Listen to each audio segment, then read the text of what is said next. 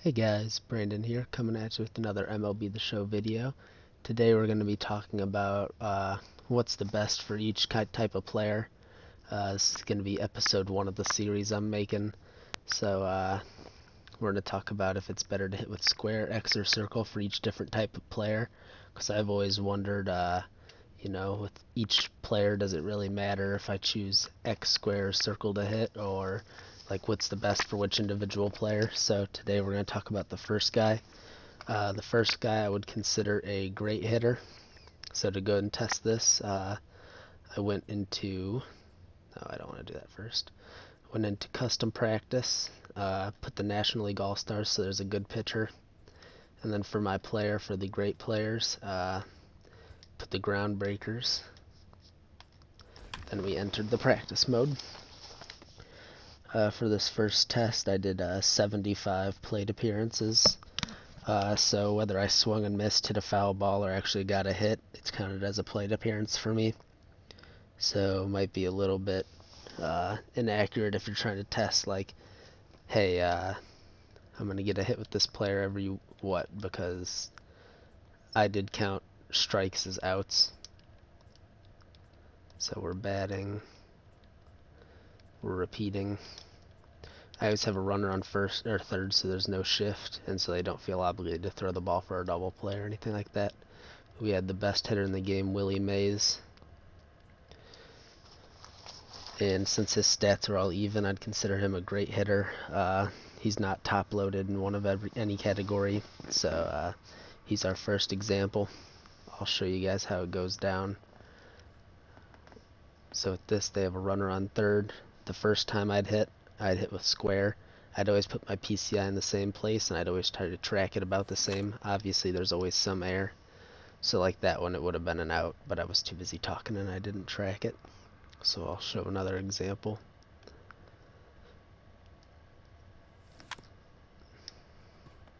So like there, just an out, one plate appearance counted.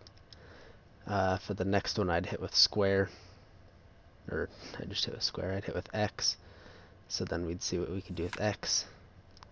X would get a single and a plate appearance. And then the last one's going to be circle, so that we could test which one that the great balanced hitters will be best at hitting with. So I'll show you the results in a second. Another single.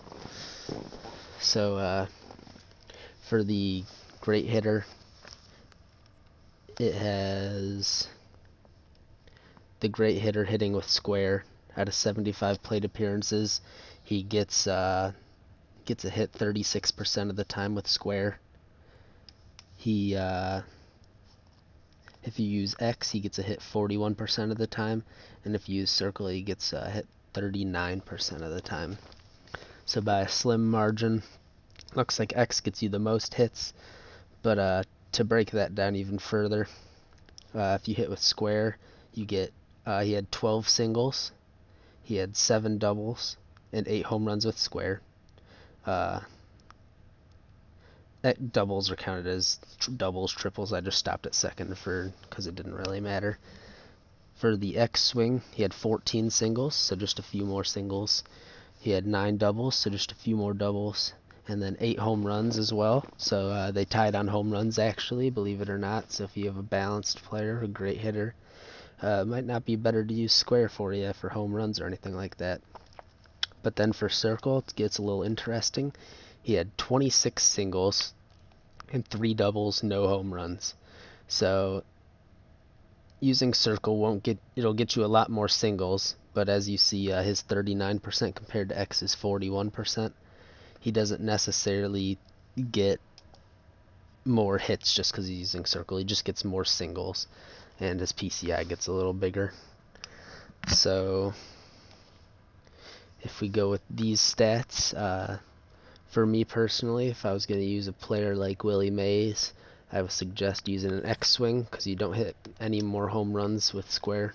Obviously, the results can vary a little, but I feel like this testing method, I took the right precautions to make sure that nothing would be skewed in any way. No shift with runners on third, so he doesn't really affect anything. I'm always trying to track the ball and hit it every single time. So obviously it could vary from person to person, but it looks for me, if you're going to use Willie Mays, which will go... Can I even see? I'm not entirely sure which Willie Mays this is, honestly. He's obviously the good one, but the Home Run Derby one only goes up to 99 in stats, and the real one obviously goes a little bit over that. So if we're going off this one, that's his stats if it only goes up to 99 for practices. I'm not entirely sure because it doesn't let you look at it. So we'll go off of that. This is the Willie Mays that was used in that one. He's got balanced stats all the way across the board. It's always a right-handed pitching anyway. So yeah, if you have a Willie Mays or if you have anybody who's really balanced across the board, X-swing might be the best for you. With the next video, I'm thinking about, for episode 2, I'm thinking about using everybody's favorite. Well, maybe not everybody's favorite, but one who plays a lot, and I feel like it'd be a good one. I'm going to go with Joey Gallo for the next time. Next time, we're going to do a high power, low vision, low contact, and we're going to see what's the best for him. If maybe, since his PCI is so small, circle swing will be the best for him, which I doubt. Maybe his PCI, or maybe he'll benefit more with a regular swing just because his PCI is so small and his power is so big. Maybe it'll balance out with an X swing, or maybe just playing into his strengths with the power swing. We'll give him the best odds to get a hit since he's so powerful. So I'm thinking about doing it that way.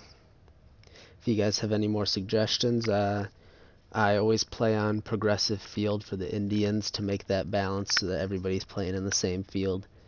So maybe all these, don't take the stats too seriously because sometimes doubles hit off the wall and stuff like that in that field, but they'd be a home run in other fields. So I didn't want to play at a field that was too small, so like the great players would always hit it out. So like Willie Mays and like New York or something would hit it out like a lot more. So we went with progressive just because that was the all-star field, and didn't want to do cores just because of the air up there. And Max Scherzer is always pitching for these to make that a little bit easier.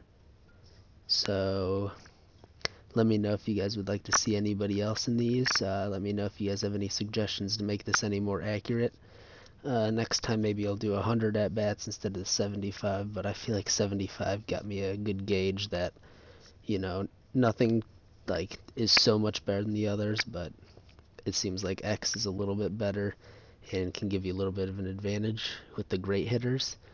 So hopefully we get a different result for Joey Gallo. Like contact swing's like super terrible. Don't ever contact swing, just so that we can get a little bit of a visual that different hitters hit different ways. So hopefully this series does pretty good, and I'll catch you guys in the next video. Thanks for watching. If you guys did find this any bit helpful, you can subscribe, and got stub making methods coming, video every day. Thank you for watching. See ya.